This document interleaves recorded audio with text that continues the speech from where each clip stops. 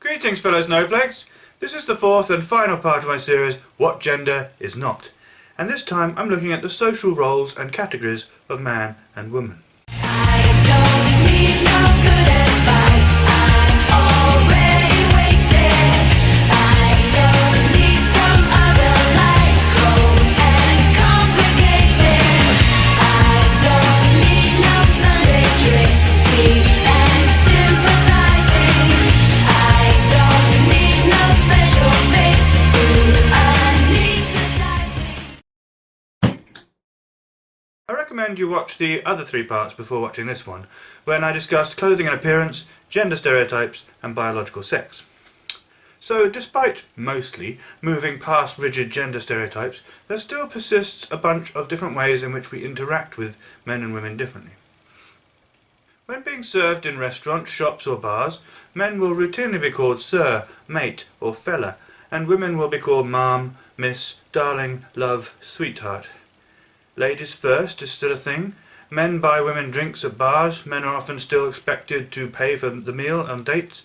Men are still expected to make the initial advances when it comes to romantic or sexual attraction, while many women still prefer to coyly await for someone to pay them that attention.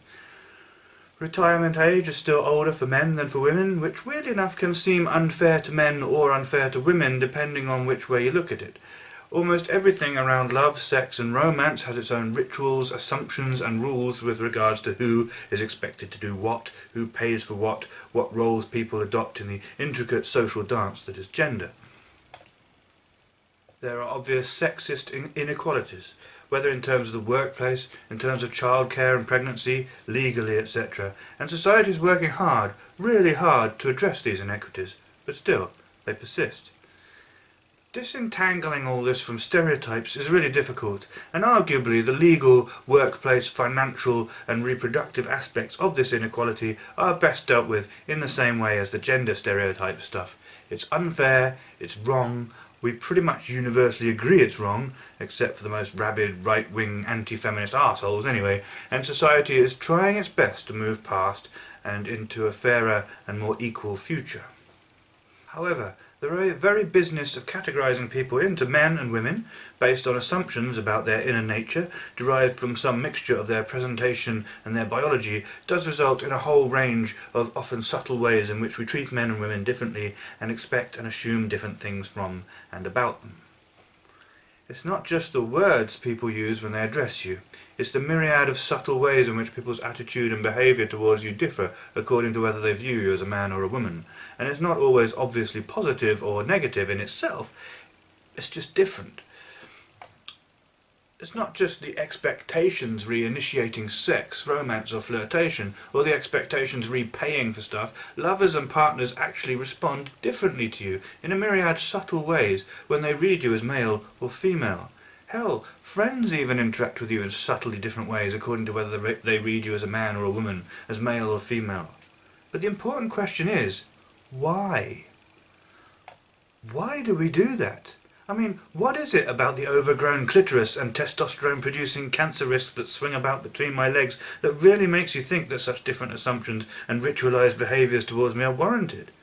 What is it about my clothing, shape, facial hair and whatever other visual clues that make you want to gender me one way or the other that really makes you think that my mind and personality can be so easily classified and stamped as male or female that you can justify treating me like an entirely different class of human being?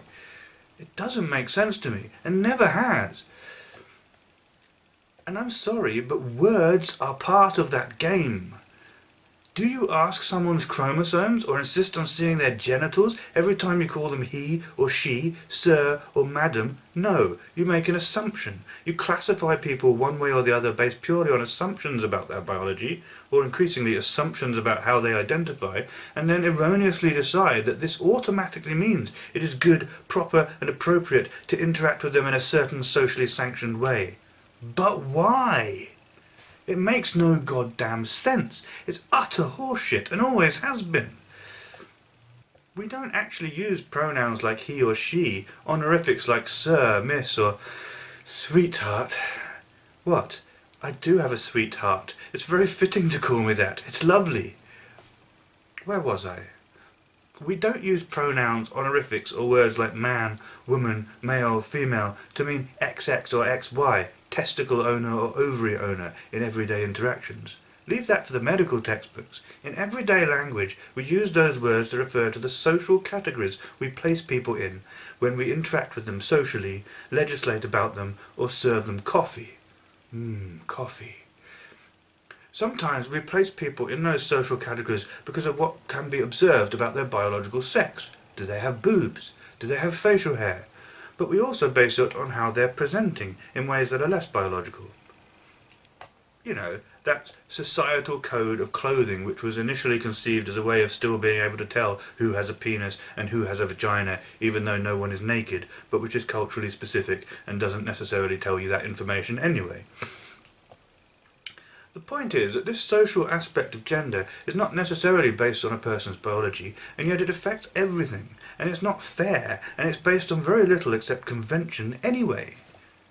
Sure, maybe people with more estrogen in their veins tend to more likely feel honoured by certain terms, and tend to feel safer when treated a certain way, while those with more testosterone in their veins tend to more likely feel honoured by certain other terms, and feel respected and valued when treated a whole other way. But it's still a massive generalisation and oversimplification, especially when you factor transgender people into the mix. Why do certain words and pronouns feel better than other ones anyway?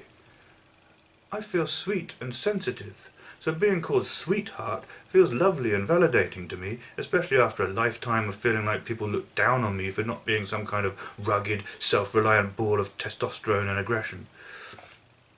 Maybe the reason sir, mate and fella grate on me so much, while miss, darling and sweetheart don't, is because I've always felt more affinity with the women in my life than with the men in my life. I see something of myself reflected back to me by the women I interact with. Yes, cisgender women. And however much I have in common with men, there seems to be something off slightly, a disconnect somewhere. Maybe this is because I'm trans. My brain feels at odds with my body somehow, such that it feels like my body should be female. So this causes me to also recognise kinship with females, not males.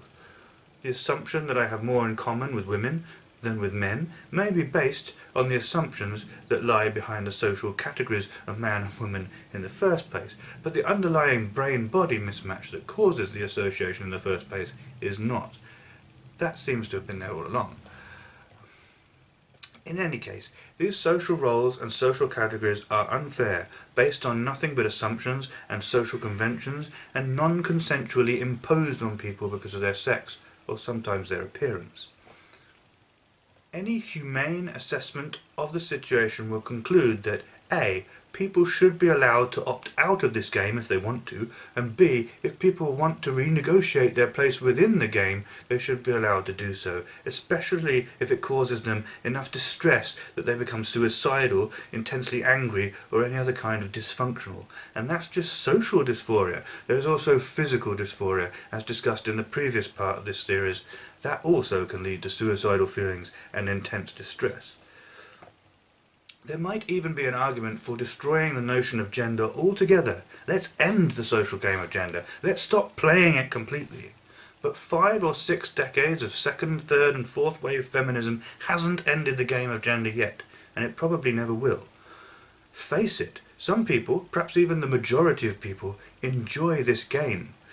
Take away the stereotypes and grossly sexist inequalities, and many people find that being gendered according to their biological sex is totally right and totally appropriate for them. Most women like being treated like a lady. Most men like being treated like a strong, dependable man. Many trans women also like being treated like a lady. Many trans men also like being treated like a man.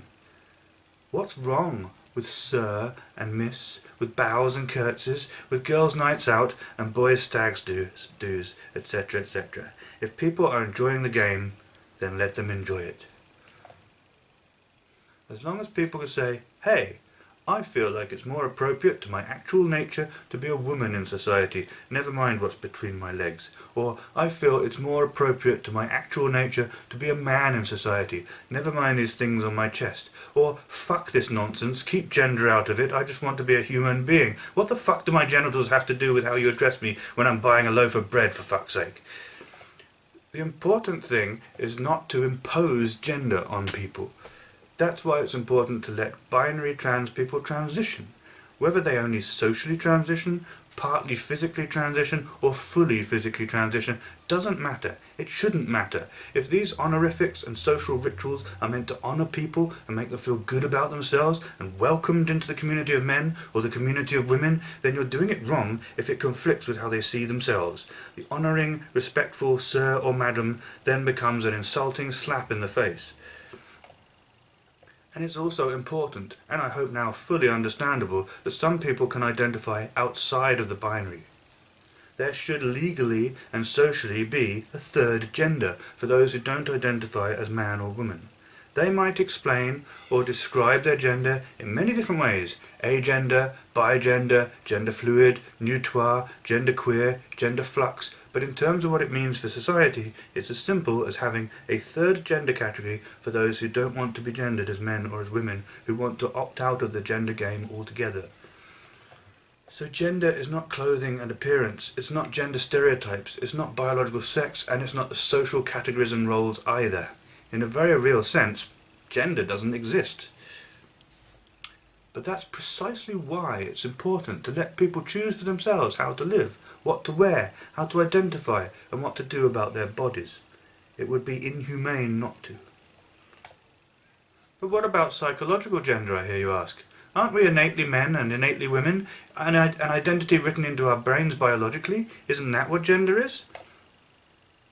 I understand where this idea comes from. And yes, I do believe the condition of being transsexual, to use an outdated medical term, is because there is something in the brain that tells us what body we're supposed to have, and when it conflicts with what your body actually is, it causes a physical distress and a psychological confusion around your relationship to your own body, to the act of sex, to how you see yourself in other people. But stretching brain gender to mean anything else actually becomes philosophically and semantically unclear and doesn't actually fit the data either. I'm not a gender essentialist. I don't think character traits, emotional temperament, or anything else psychological or personality-based can be reliably classified as gender. Sure, some tendencies are more likely with regards to certain hormonal balances. The links between hormones and libido, or hormones and whether we process negative emotions by becoming sad or angry, are well attested to. However, that's hormones, and even as tendencies or trends in the sexes, it's still a pretty weak generalization anyway. Variation within the sexes is much more prominent than differences between them. I don't think there's any one behavioral or character-based trait that can reliably be assigned to one gender only, or that is definitive of a gender. And brain data actually backs this up. There's more similarity than difference between the genders. There's more differences within a gender than differences between them. Well, if gender is a meaningless social game, then surely biological sex is the only reliable thing we can point to when defining what a man or woman is, I hear you say. Like I said in my video about biological sex, I understand that perspective from a purely logical, philosophical standpoint. Certainly, biological sex is real. But I would question how relevant it is socially or in terms of day-to-day life. When it comes to medical matters, then of course what body parts you have and how they function is essential to getting the best care. When it comes to reproductive matters, then of course whether your body produces eggs or sperm, whether you can get pregnant or have periods is a highly relevant matter.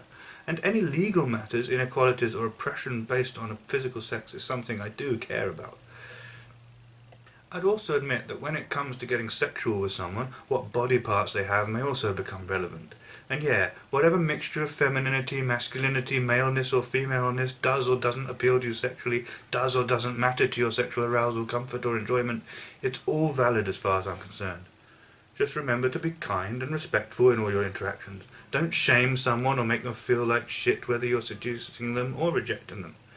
There's still no excuse for dehumanizing and misgendering transgender people even when you're rejecting them, because they have the type of anatomy that turns your stomach rather than turning you on. The same goes for when you get rejected for said body parts. Try to graciously let go and let them withdraw their consent without shaming them for it.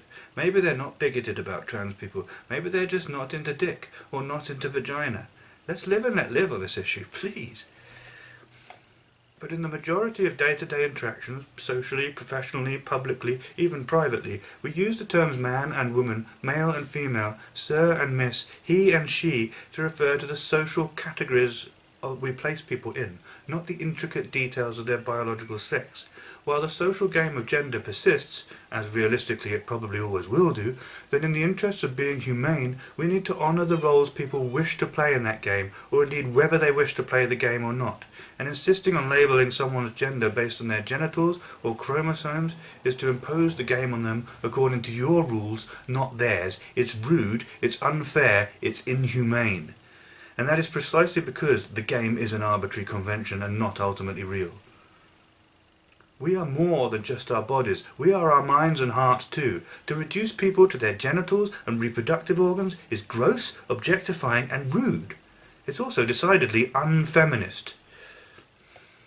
So that concludes my series, What Gender Is Not.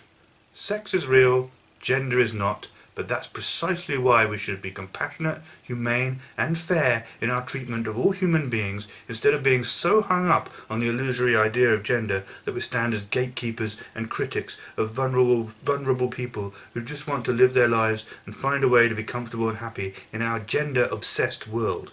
Stop that. Seriously. It's not cool. Next week, I will be starting a new series called How to Be Human, which will hopefully, step by step, explore and navigate the complicated matter of sex and romantic relationships. Until then, we're all different, we're all special, snowflakes unite.